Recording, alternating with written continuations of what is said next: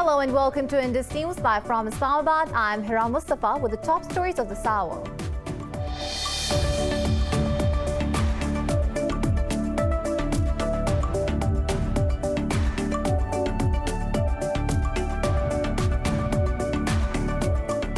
The Deputy Governor of Afghanistan's capital, Kabul, Mehbubullah Mohibbi, has been killed in a bomb attack. Security officials say the governor was traveling with the security guards when a bomb attached to his car went off. No group has claimed responsibility for the blast yet.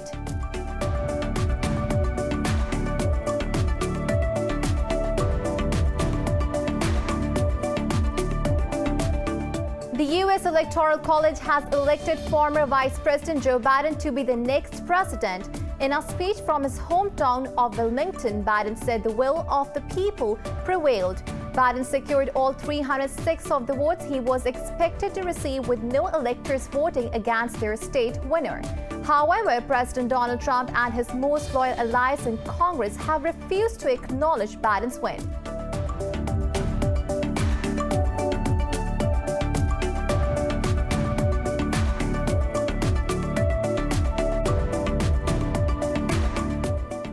Armenia and Azerbaijan have begun exchanging prisoners of war as part of an all-for-all swap mediated by Russia.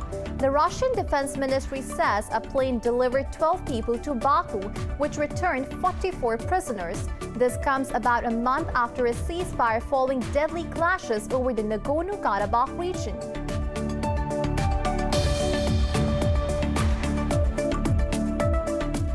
The COVID-19 death toll in the U.S. has topped 300,000 with over 16.5 million infections. India's death count has exceeded 143,000, while its infection tally has surged over 9.9 million.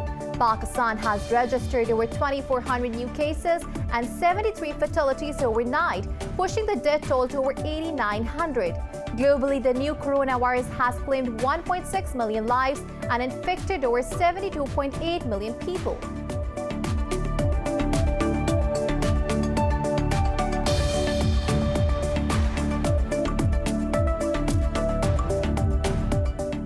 Pakistan's President Arif Alvi has approved the anti-rape ordinance to ensure speedy trials of rape cases. The ordinance will allow for chemical castration of those convicted of rape. A countrywide registry of sexual offenders would also be established.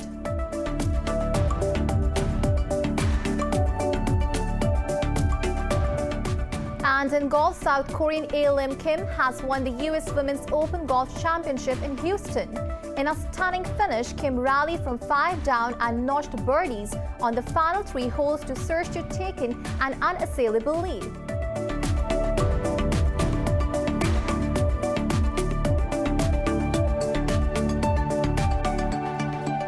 Well, these were the headlines. News in detail coming after the short break. Stay with us.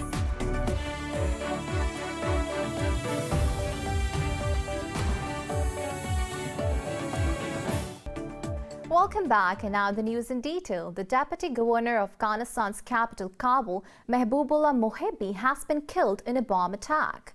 Security officials say the governor was traveling with the security guards when a bomb attached to his car went off. They said 2 of his guards were also wounded in the blast. No group has claimed responsibility for the blast yet.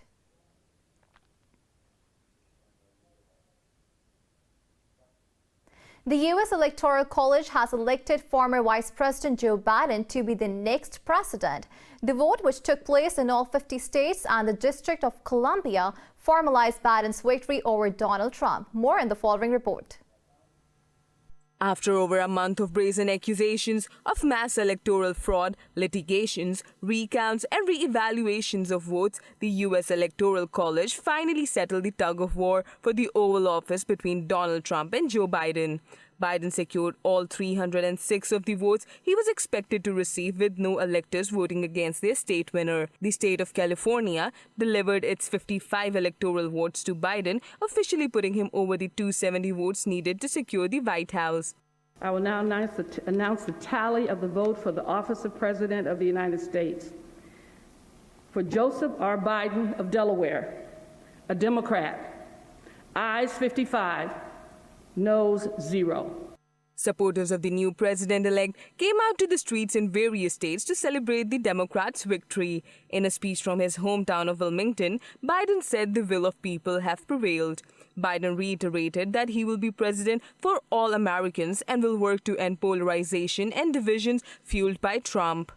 You know, in this battle for the soul of America, democracy prevailed. We, the people, voted.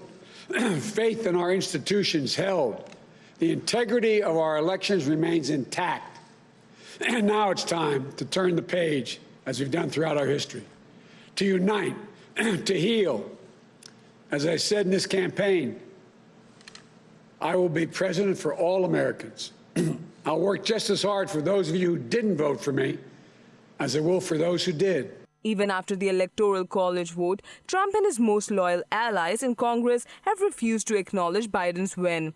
But U.S. Attorney General William Barr has decided to step down after the Electoral College confirmed Trump's defeat.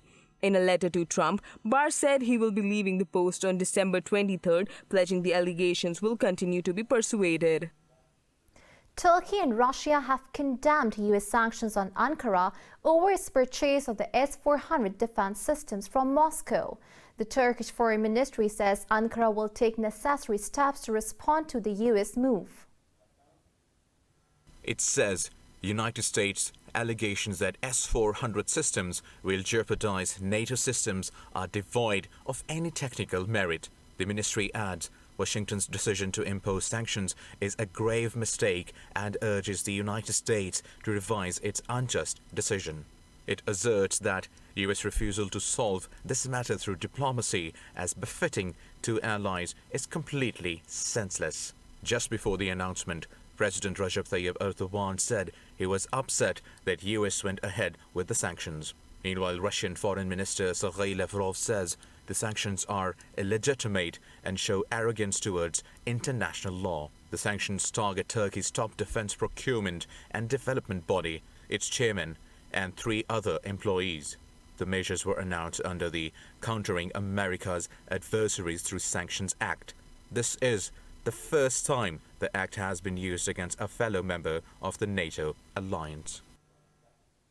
Armenia and Azerbaijan have begun exchanging prisoners of war as part of an all-for-all swap mediated by Russia.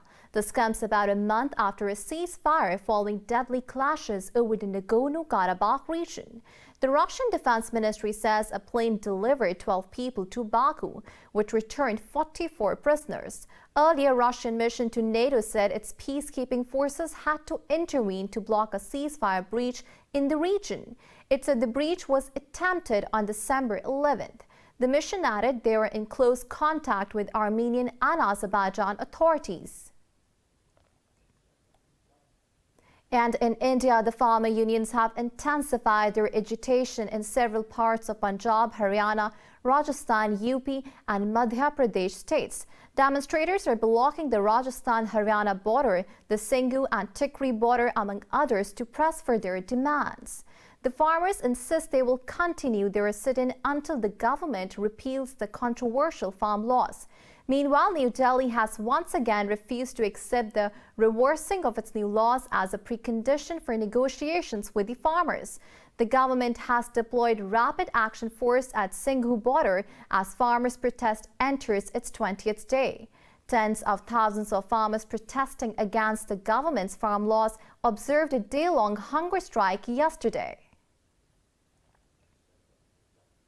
The Boko Haram militant group has claimed responsibility for the abduction of hundreds of school students in Nigeria. More than 300 students are missing after gunmen on motorcycles stormed the government science school in northwestern Kankara town. More in the following report. The parents of 320 students abducted from a school in Nigeria can only wait and hope for their safe return. The students were kidnapped from the school on Friday. A fierce gun battle between the militants and security forces forced hundreds of students to flee and hide in surrounding bushes and forest. Zainab Muhammad's 13-year-old son Lawal is one of those still missing. If this government is just as they say they are, we want them to rescue our children because they have the capacity to do so. but their actions are slow because it is not their children that are involved in the incident. They put us in this situation where both we, the parents and grandparents, are in absolute confusion. They have stopped us from having peace of mind. We are totally sad. Government says it is stepping up efforts to rescue the abducted students. A spokesman for Katsina State said 17 more students had been found, leaving about 320 students missing. In a statement, President's office said the government is in contact with the kidnappers and is negotiating students' release. Boko Haram group claimed attack which is responsible for spreading violence in the region on regular basis. Our people are killed in the villages. Some of them are now leaving the villages and they come to the city town. But even the town is becoming like the villages. Even if you come to the city, still you are not going to be safe. Friday's raid evoked memories of the 2014 kidnapping of 276 girls from a school in the town of Chibok by Boko Haram. Now moving on to Somalia has cut its diplomatic relations with the neighboring Kenya. Somalia has accused Kenya of actively meddling in the electoral process in one of the country's 5 semi-autonomous states. Somalia's information minister says Mogadishu has called back its diplomatic staff from Nairobi and asked the Kenyan diplomats to leave the country within 7 days. He said cutting ties with Kenya is in response to Nairobi's open interference in Somalia's independence. Kenya has not immediately commented on the latest developments. A technical meeting on critical reforms of the Libyan economy is being convened in Geneva. In a statement, the UN support mission in Libya says Acting Chief UN Envoy Stephanie Williams is chairing the meeting. The meeting is being co-presided by Egypt, the United States, and the European Union. The UN says they are discussing currency reform, the banking crisis, and unification of the national budget. They're also mulling a timetable to implement these reforms. It says the meeting is taking place against a backdrop of several promising developments, including the resumption of Libyan oil production. Williams says she hopes an agreement can be reached on concrete objectives over 2 days of talks. The International Criminal Court has found evidence on crimes against humanity committed during President Rodrigo Duterte's war on drugs campaign. In an annual report, ICC's Chief Prosecutor Office said there is reasonable basis to believe that Manila has employed illegal violent means in the war. It said the government was involved in the death of more than 5,300 people during the crackdown from 2016 to 2019. The report also noted thousands of more planned, directed and coordinated killings by unidentified assailants. The World Court has been examining this case since 2018 after allegations that the government authorized unlawful killings of suspected drug users and dealers. In Egypt, the nation's future party, which backs President Abdel Fattah el-Sisi, has secured nearly 55% seats in the parliamentary elections. The Election Commission says the party won nearly 75% of contested seats for the newly recreated Senate. Nation's Future sharply increased its share of seats to 315 from 57 in the 596-seat parliament. Lists headed by the party won all 284 seats allocated for pre-selected lists under a winner-takes-all system. The party also won 170 of the 284 seats contested by individual candidates. Another pro-Sisi party, the Republican People's Party, won 50 seats and non-affiliated candidates won 93 seats. Meanwhile, rival parties have filed complaints to the Election Commission alleging electoral fraud. The United Kingdom and the European Union have restarted post-Brexit trade talks in hope of securing an agreement. Both parties have confirmed that there has been enough progress for negotiations to continue. EU Commission President Ursula von der Leyen said the negotiators from both sides have not exhausted all options. Earlier, Prime Minister Boris Johnson discussed the deal's main sticking points with von der Leyen. EU's chief negotiator Michel Barnier and his British counterpart Lord Frost met in Brussels. Barnier said a wider deal can fall into place if a route towards an agreement on fishing rights can be identified. The teams have not set a new deadline, but the ultimate deadline will expire on December 31st. More news stories coming up after the short break. Stay with us.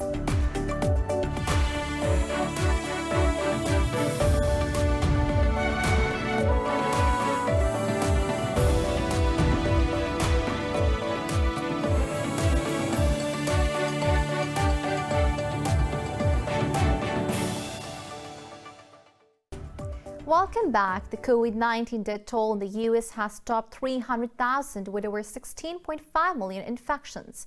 In India, the number of deaths has surpassed 143,000, while the tally of infections has surged over 9.9 million. Globally, there are more than 1.6 million deaths and nearly 73 million infections. More on coronavirus in this report. Across the world, increasing COVID-19 deaths and lockdowns overshadow optimism about the rollout of vaccinations. A fresh wave of infections is devastating Brazil, where the government says mass inoculation won't be possible before March. Elsewhere in Latin America, Argentina has become the 9th country in the world to surpass 1.5 million infections. Canada has begun its inoculation drive to become the 3rd nation to administer the Pfizer-BioNTech vaccine. Meanwhile, the U.S. reported the highest number of deaths in a week since the pandemic began, with the virus claiming more than 17,000 lives. And Operation Warp Speed is busy trying to meet its ambition goal to produce and deliver 300 million doses of vaccine in the U.S. by January 2021. We might be on some type of similar timeline. Our goal would be for the Moderna product to be available this time next week across the United States. So Monday, Tuesday, Wednesday, a drumbeat vaccine of the initial push being sent to all states across the country. In Europe, in a bid to test and isolate the positive cases, French authorities have launched a mass testing campaign in Le Havre city. Italy is mulling stricter measures during the Christmas holidays after big gatherings over the weekend sparked worries of a surge. Czech restaurants, hotels and indoor sports venues, which reopened from a lockdown only 2 weeks ago, must shut again from Friday in response to a new rise in infections. Turkey has announced a 5-day full lockdown after reporting a record 229 deaths in a single day. Meanwhile, a new variant of coronavirus has been found in the UK, which is growing faster in some parts of England. There are many variants. It just happens that this one has quite a few more mutations than some of the other variants. So that's the reason why we've taken it more, particularly seriously. But there's nothing to suggest that the symptoms are different, that the testing is different, or that the clinical outcome is different for this variant. Singapore is the first Asian country to approve the Pfizer vaccine and says it expects to start receiving shots by the end of the year. South Korean authorities have warned of tougher restrictions if social distancing rules are ignored. Now moving on to Pakistan, 73 people have lost their lives to COVID-19 over the past 24 hours. This takes the country's death toll to over 8,905. The health ministry reported 2,459 new infections overnight. It said there were more than 48,000 active COVID-19 cases in the country. The ministry said out of over 443,000 countrywide cases, more than 386,000 people have recovered. The ministry said over 196,000 cases have been detected in the Sindh province, while Punjab has reported nearly 128,000 cases. Pakistan's President Arif Alvi has approved the anti-rape ordinance to ensure speedy trials of rape cases. The ordinance will allow for chemical castration of those convicted of such offences. Under the ordinance, special courts will be set up across the country to expedite trial of rape cases. Anti-rape crisis cells will also be set up to conduct medical legal examination within 6 hours of the incident. A countrywide registry of sexual offenders would be established. As per the ordinance, disclosing identities of victims would be prohibited. A batch of Chinese Air Force troops is in Pakistan to participate in a joint Air Force exercise Shaheen 9. The exercise aims at strengthening bilateral defense ties between the two countries. More in this report by our correspondent Sumaira Khan. Shaheen is the 9th in the series of joint air exercises which is conducted each year in both countries on alternate basis. Director, Center for Aerospace and Security Studies Air Marshal Wasimuddin said the training will improve the comprehensive air combat capability of both forces.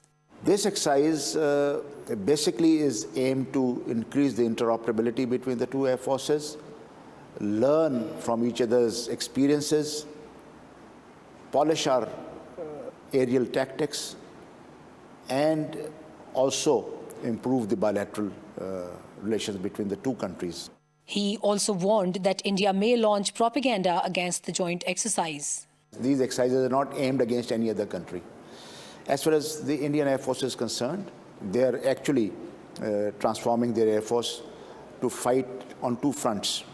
Air Vice Marshal Fahimullah Malik says the exercise is being conducted to strengthen the Pakistan Air Force's intraoperability. We would like to find out that what are the impediments in the interoperability. That is, in case of two allied forces have to work together in adverse environments. Number one, it is a good opportunity for us to learn that how do we carry out the interoperability. The drills would last until the end of December. More than 50 aircrafts and 170 personnel from both sides will participate with real-time air and ground hardware to prepare for contingency scenarios. Sumaira Khan, Indus News, Islamabad. Japan and China have agreed to soon establish a hotline amid tensions over the sovereignty of islands in the East China Sea. Japanese Defense Minister Nobuo Kishi and his Chinese counterpart Wei Fenghe discussed this during a video conference. Kishi said they agreed that stable bilateral relations were essential for regional stability, but he said the two ministers did not discuss a time frame for the hotline. The two sides launched a communication mechanism in 2018 to avoid any accidental clashes. Opening a hotline was a pillar of the maritime and aerial communication mechanism, but they have made little progress. New Zealand's Foreign Minister Nanaia Mahuta has offered to help negotiate a truce between Australia and China. The two countries are caught in an escalating trade and diplomatic spat. In an interview, she said next year's Asia-Pacific Economic Cooperation Summit is an opportunity to bring both parties to the table. New Zealand is hosting the high-profile summit. Mahuta called for a return to the tried and tested way of diplomacy to work through challenging issues. She said banking on Twitter and social media promotes disinformation. 11 elderly people have died in a fire at a retirement home in the Russian region of Bashkortostan. The Emergencies Ministry said 4 people evacuated on their own before the arrival of firefighters. It said one of the survivors was a staff member who managed to lead other residents out of the wooden building. The ministry said the blaze was put out 3 hours later. The 11 victims were also elderly residents who had mobility issues and could not be quickly evacuated. Russia's investigative committee said it has launched a probe into the incident.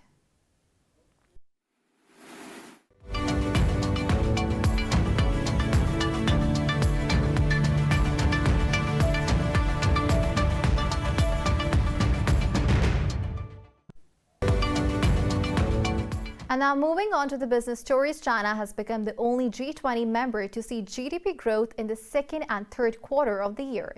And it was acknowledged by the Organization for Economic Cooperation and Development.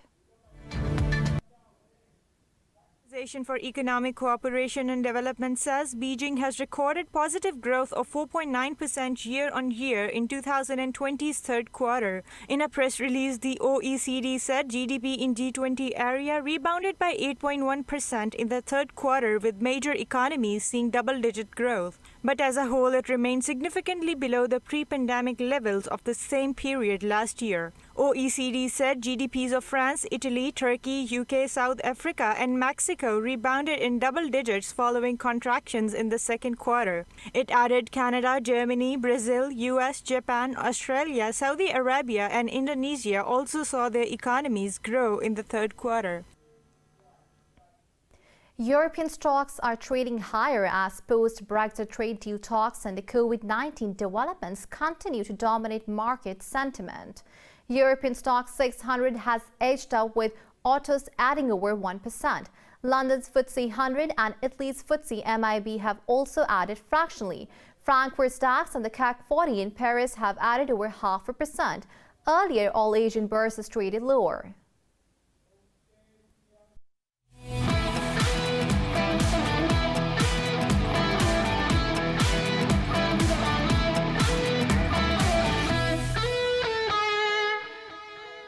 Now moving on to the sports stories. In golf, South Korean Lim Kim has won the U.S. Women's Open Golf Championship in Houston. In a stunning finish, Kim rallied from 5 down and notched birdies on the final 3 holes to surge to take an unassailable lead. Kim birdied the 70th, 71st and 72nd holes to take a one-shot lead. American player Amy Olsen tied for 2nd position, while Ko Jin Young from South Korea stayed on 3rd position with total 2 points. It was Kim's first ever appearance in the Women's Open and made first victory on the LPGA Tour for the 94th ranked player in the world. Kim is now the 9th Korean winner of the U.S. Women's Open in the last 13 years.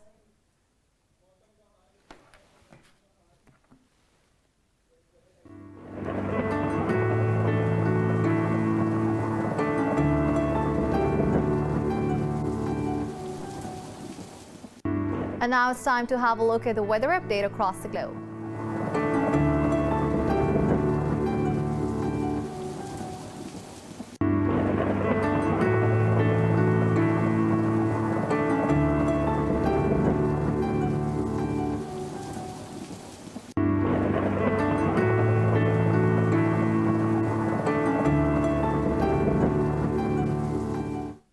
For the latest updates, you can follow us on social media at indus.news.